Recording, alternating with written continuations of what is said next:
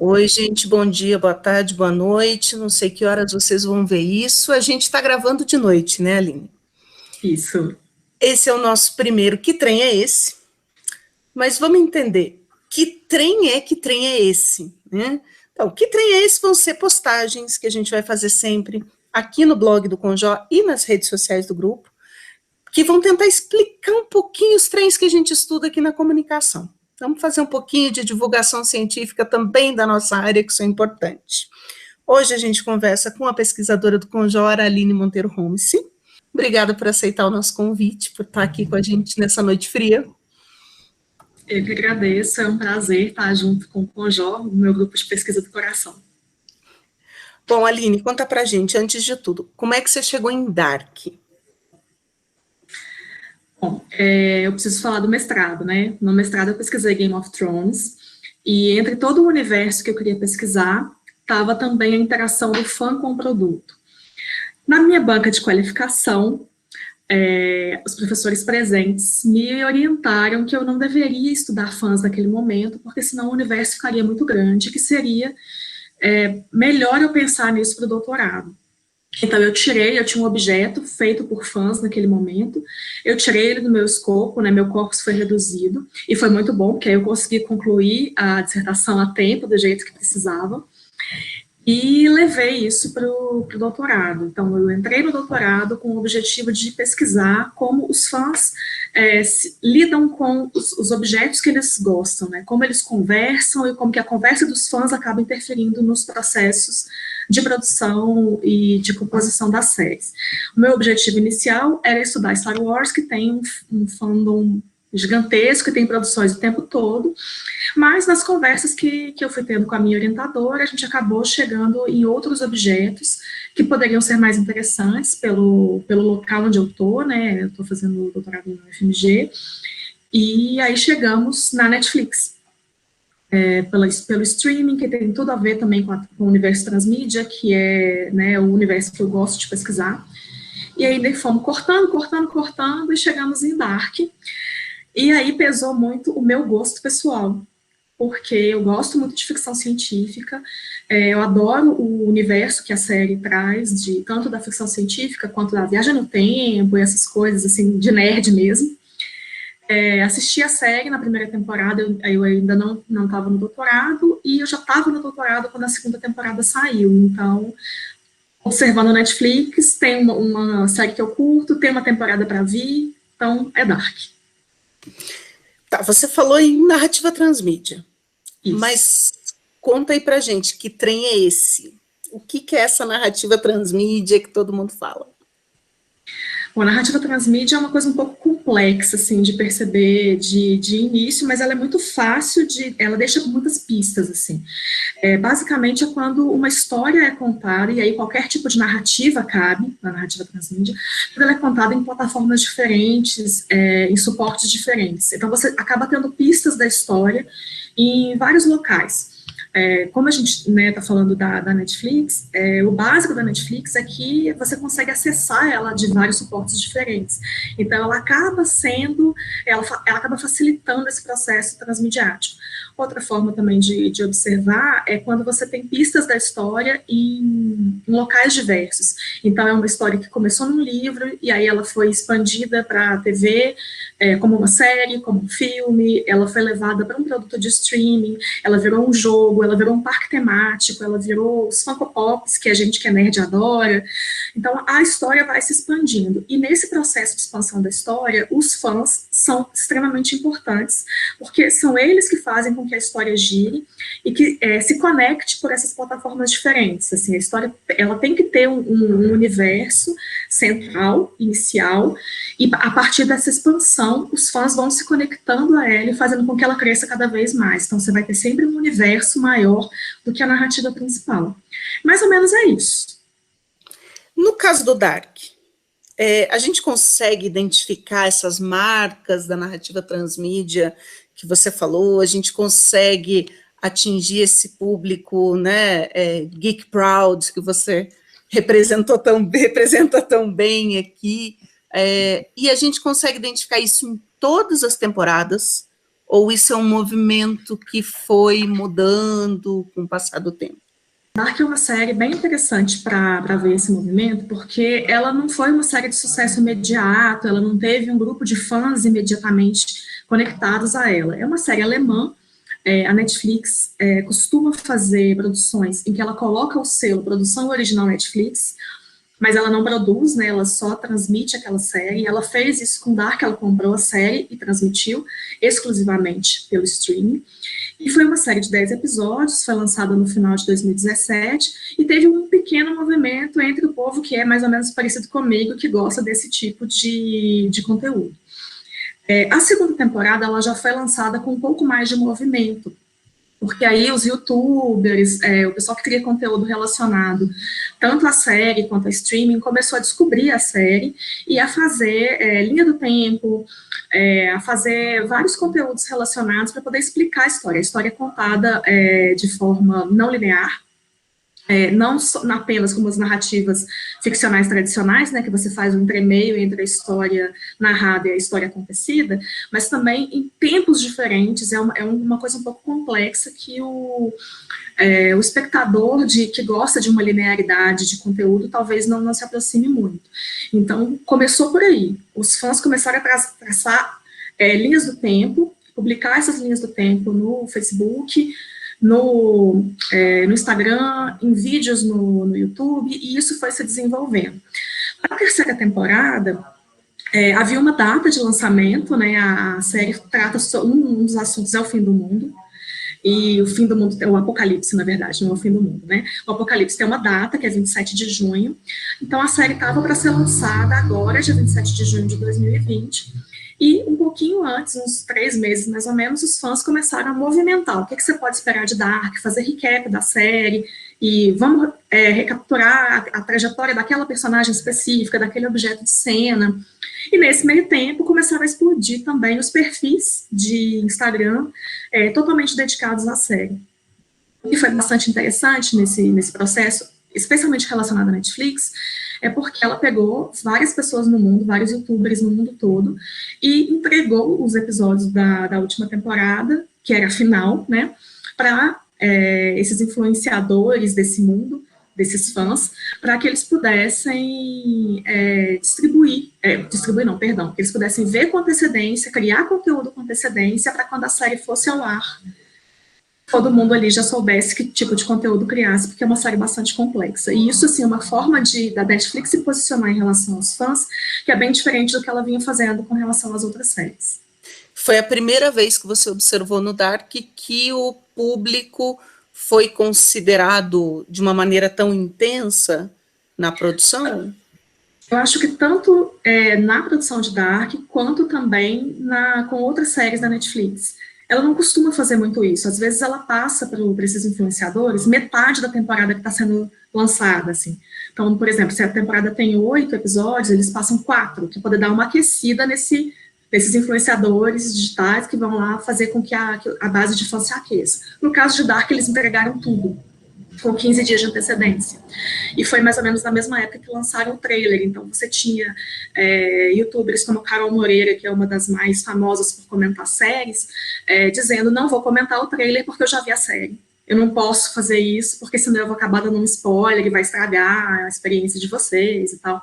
Então, assim, foi um movimento que, pela minha percepção, ele foi bem específico para a série. E aí a gente tem um outro elemento também, que são os showrunners, né? É um casal, a mulher é a redatora, o homem é o diretor, e ele postava muita foto de bastidor durante esse período entre as 2 últimas temporadas, entre a segunda e a terceira. E isso alimentou uma série de especulações de fãs, e foi muito gostoso acompanhar isso. E foi muito gostoso ver os fãs criando as teorias, e depois você tem um resultado que, assim, a teoria estava certa, a teoria não estava, o que estava certo aqui, o que não estava certo aqui, onde que fulano de tal acertou, onde que fulano de tal errou.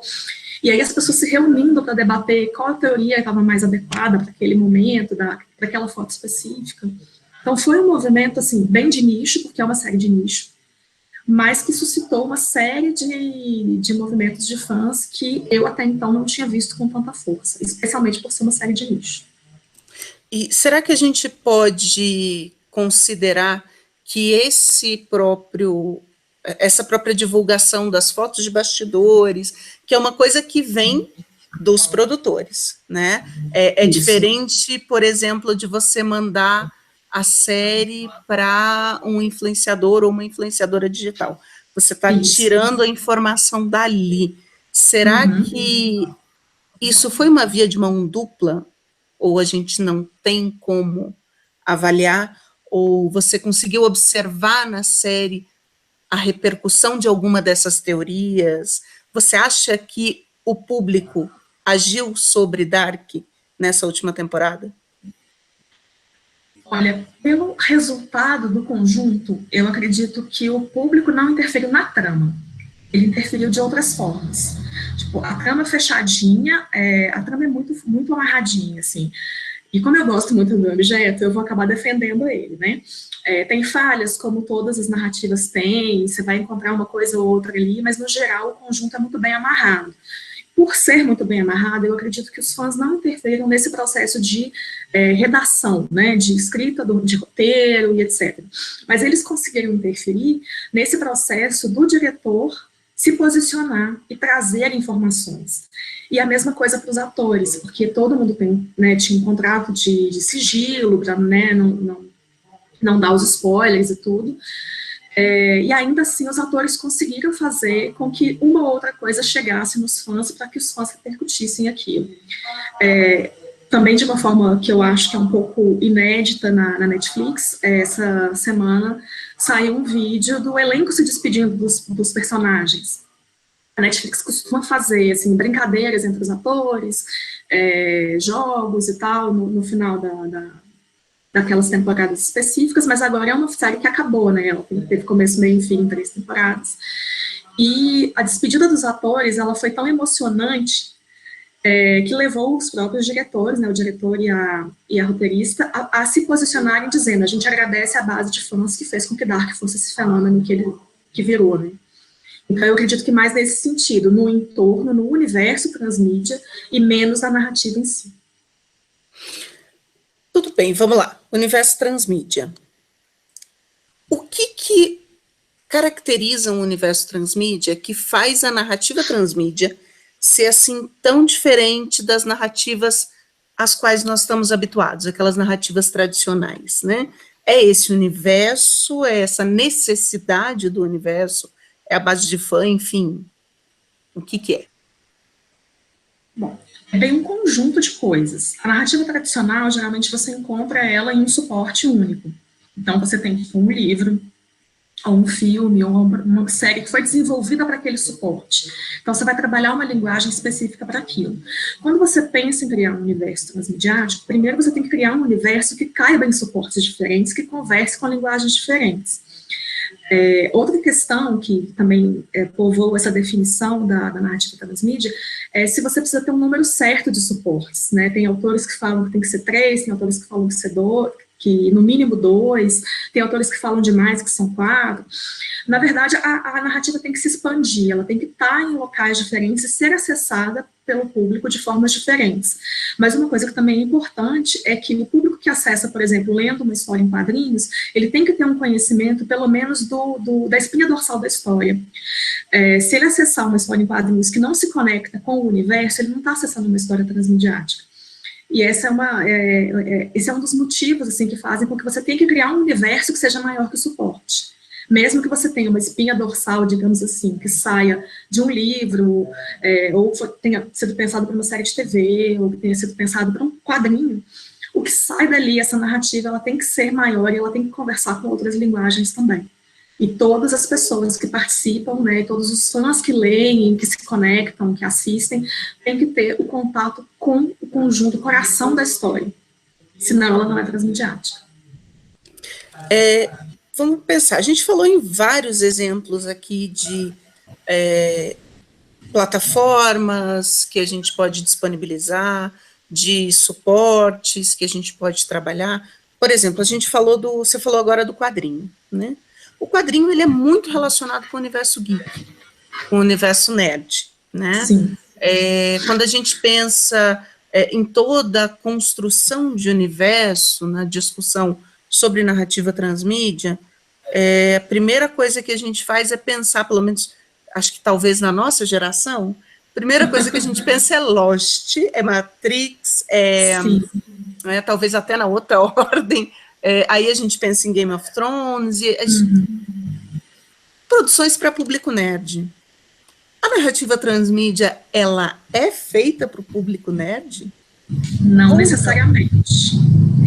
Um bom exemplo que existe de narrativa transmídia, que a gente quase nunca olha, a gente que é nerd quase nunca olha, é a telenovela da Globo.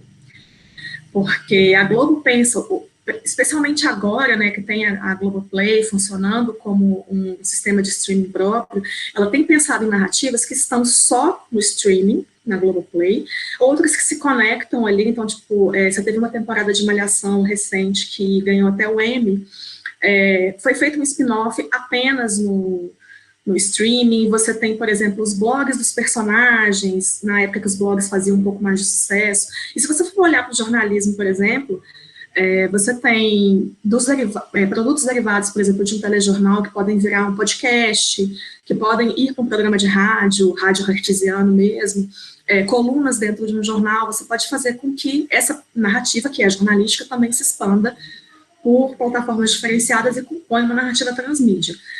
Me parece que a gente que gosta desse universo mais nerd, mais geek, a gente vê isso mais. Mas eu não acho que é uma coisa exclusiva, não. Acho que se a gente prestar atenção, a gente vai ver a narrativa transmídia em vários pontos, em vários locais, inclusive fora do universo de narrativa ficcional. Agora, voltando para o Dark, né? Eu acho que Dark é uma coisa que interessa muito as pessoas. Lá no fundo do seu coração, sim, né? Do fundo da sua alma. Além da questão do recorte, do processo de pesquisa, por que Dark dentro de todas aquelas... Não, você falou que foi o seu gosto pessoal, mas o que te fisgou para estudar o Dark? E por que você acha que, por exemplo, as pessoas quereriam ler um texto sobre Dark? Nossa, que difícil. Pensando bem do lado pessoal, assim, eu eu sou uma grande fã de Lost. Para mim foi uma das grandes séries, assim, foi o que me fez voltar a assistir série. Eu já assisti Lost pelo menos 6 vezes, do começo até o fim, e eu gosto do fim de Lost, podem me crucificar. Então, assim, o tema me pega por esse lado. E assim, Lost teve uma série de defeitos na narrativa, que atravessou uma greve de roteiristas, atravessou uma dificuldade dos próprios roteiristas fecharem o que eles tinham aberto, a expansão de temporadas, né, foram 6 temporadas, de números diferentes de episódios, foi uma bagunça, mas ainda mora no meu coração. E por outro lado, essa evolução a partir de Lost, né, de se pensar narrativas que envolvam o mistério, que envolvam fazer com que os fãs procurem pistas do que vai acontecer. Em Lost você tinha os números que eram misteriosos, você tinha a rota do avião, você tinha a empresa lá que era da década de 70 e que estava presente naquela ilha, e de repente num site você achava um vídeo diferente e tal. Você tinha várias coisas ali nesse universo que faziam e mobilizavam o fã para descobrir essa narrativa para além do que estava sendo especificamente passado na televisão. Dark tem um pouquinho disso, com algumas diferenças que eu acho que são vantajosas para ele. Primeiro, é uma narrativa que já está mais ou menos fechada, que não foi muito longa e que foi pensada para 3 temporadas. Ela foi toda trabalhada com o número 3 envolvido, então você já tem um certo misticismo ali em volta desse número. A narrativa envolve elementos, por exemplo, como eu já tinha falado antes, de viagem no tempo, e aí envolve elementos da física, ainda que estejam com uma abordagem que não seja cientificamente física. Você tem ali a Tábua da Esmeralda, você tem uma série de elementos que fazem com que os fãs se mobilizem para pesquisar esses assuntos. Então, o legal de pesquisar o Dark, para mim, é ver a teoria de fã surgindo a partir da narrativa apresentada. E aí você tem um universo tão grande de narrativas vindas dos fãs, que dá um exemplo só pequenininho, assim, que foi um dos que me deixou mais de boca aberta. Um dos personagens de Dark aparece o período todo com o olho tampado. Muitas pessoas especularam por que o Voller tem esse problema no olho, o que vai acontecer, como é que ele pegou isso, o que aconteceu ali e tal. E 2 fãs, que tem um canal no YouTube, foram entrevistar um oftalmologista, para tentar entender o que é que podia ter acontecido com o olho do personagem. Olha até onde eles chegaram, sabe? Tipo assim, isso é uma mobilização muito bacana, que teve lá em Lost, que me pegou em Lost, porque eu acabava de ver um episódio, eu corria para o Orkut, né, porque era o que a gente tinha na época, para poder conversar com outros fãs, levantar teorias e pensar em possibilidades, e aí em Dark eu tô vendo isso tudo de novo, mas de uma forma que tá mais antenada com o que a gente tem hoje de narrativas mais rápidas, mais enxutas, menos, né, soltas e menos abertas, mais respostas para o fã, mas ainda assim oferecendo para ele toda essa possibilidade de pesquisar, de correr atrás de temas, de virar especialista no problema que o personagem poderia ter no olho, por exemplo. É uma questão de mobilização, então. A gente pode dizer exatamente. Que a mobilização da sua audiência pode vir da mobilização da audiência do Dark, né? É possível, é possível. Eu gostaria que fosse, gostaria muito que os fãs de Dark lessem o que eu estou pretendendo escrever. Vamos ver, né? Aline, muito obrigada. Foi uma conversa muito esclarecedora. A gente já pode trocar o trem pela narrativa transmídia, entender que trem é esse e entender que as narrativas que nos mobilizam também podem ser nossos objetos de pesquisa. Muito obrigada. Eu queria dizer que é muito legal pesquisar o que a gente gosta. É muito divertido.